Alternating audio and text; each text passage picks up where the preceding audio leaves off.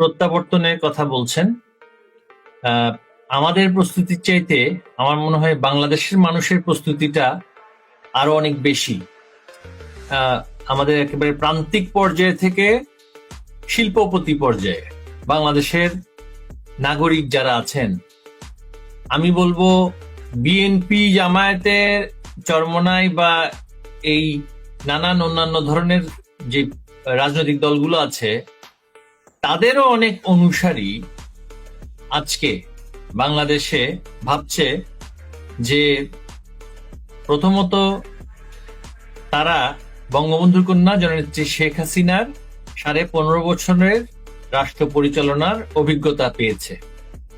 তারপরে এই তথাকথিত বৈশ্বিক প্রভাবশালী 3-0 ইউনুস, যাকে আমরা সবাই বলছি প্রতারক ইউনুস, তার 18 মাসের শাসনও তারা দেখেছে এবং পরবর্তীতে একটি রাজনৈতিক সরকার এখন রাষ্ট্র ক্ষমতায় আছে, তাদেরও 6 মাসের কার্যকলাপ দেখেছে এবং তাদের সরকারের বাইরে, সরকারে আসার আগে মাঠে রাজনীতিতে তাদের কার্যকলাপ তারা 18 মাস ধরে দেখেছে, 2 বছর ধরে সব মিলিয়ে দেখেছে। তো এই সবকিছু বিবেচনায় সাধারণ মানুষ এখন একেবারে মুখিয়ে আছে যে সব তো দেখলাম, কার কত দৌড়, কার কত ক্ষমতা, কার কত যোগ্যতা, কার কত অভিজ্ঞতা, কার কত প্রজ্ঞা, সব তো উপলব্ধি করলাম। সব উপলব্ধি করার পরে তাদের মনে একটাই বাসনা, এখন শেখ হাসিনার সরকার সবচাইতে বাংলাদেশে ইতিহাসে সবচেয়ে ভালো সরকার ছিল। ঘরে ঘুমাতে পারতাম, মেয়েরা স্কুলে যেতে পারত, মসজিদে যেতে পারতাম, মন্দিরে যেতে পারতাম, ব্যবসা করতে পারতাম, কাজে যেতে পারতাম, ব্যাংক চেক দিলে চেক অনার করত। হ্যাঁ, একটা স্থিত অবস্থা এবং একটা প্রোগ্রেস, যেটাকে আমরা বলবো গ্রোথ বা আমাদের যেটা উন্নয়নের যে একটা মোটামুটি একটা ধারাবাহিকতাটা ছিল। এখন যেটা দেখছে যে যেই ব্যাংকে আমি টাকা রেখেছি সেই ব্যাংকে চেকই অনার করছে না। এখন দেখছে ধর্ষণের হার শুধুমাত্র নারীদের নয়, ছোট ছোট ছেলে শিশুদেরকেও ধর্ষণ করা হচ্ছে। এখন দেখছে যে গ্যাস নেই, বিদ্যুৎ নেই, তেল নেই, ঘরে শান্তিতে ঘুমোতে পারছি না।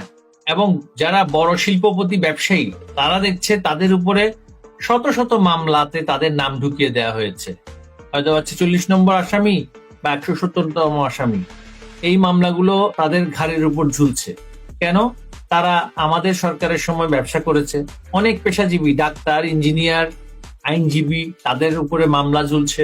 এই যে একটা মামলাময় এবং ব্যাপক জটিল অবস্থা বাংলাদেশে, তারা দেখছে এই অবস্থায় সরকার প্রশাসন একটা জিনিস নিয়ে ব্যস্ত, আওয়ামী লীগের কাজ নিয়ে ব্যস্ত। আওয়ামী লীগ কখন কি কার্যক্রম করবে এই ভয়ে, এই শঙ্কায় কিছুক্ষণ সেনাবাহিনীকে হাতে পায়ে ধরে ডিপ্লয় করে, কিছুক্ষণ মানে পুলিশকে ব্যস্ত রাখে আওয়ামী লীগের নেতাকর্মীদের উপরে ব্লক রেড চালানোর জন্য। আইন শৃঙ্খলা পরিস্থিতি উন্নয়নের কোনো ইচ্ছা তাদের নেই। দেখছে যে ব্যাংকগুলোকে তারা নির্দেশ দিয়ে দিয়েছে যে যারা শিল্পপতি আওয়ামী লীগ সরকারের সময় ব্যবসা করেছে, রপ্তানিমুখী শিল্প, যেটার সাথে সরকারের কোনো সম্পর্ক নেই, সেগুলোকে এখন ফাইন্যান্সিং করছে না। নানান ধরনের একটা অরাজক অবস্থা বাংলাদেশে চলছে। তো এই অবস্থায় আমি বলবো আওয়ামী লীগ তার অঙ্গ সংগঠন সমূহের চাইতে প্রস্তুতিটা বাংলাদেশের মানুষের সবচাইতে বেশি, যে তারা বঙ্গবন্ধুর কন্যা শেখ হাসিনাকে তারা বরণ করে নিতে চায়। তারা মনে করে তিনি এসে সরাসরি প্রধানমন্ত্রী হবেন, নাকি রাজনীতি করবেন রাজপথের, নাকি আদালতে তার মামলা মোকাবেলা করবেন, এগুলো তাদের কাছে মুখ্য বিষয় না। তাদের কাছে মুখ্য বিষয় শেখ হাসিনা আসলে বাংলাদেশটা একটা সঠিক পথে আবারও প্রত্যাবর্তন করবে। শেখ হাসিনার প্রত্যাবর্তনের সাথে বাংলাদেশের আবারও সঠিক পথে প্রত্যাবর্তনের একটা সম্পর্ক সৃষ্টি হয়েছে। আর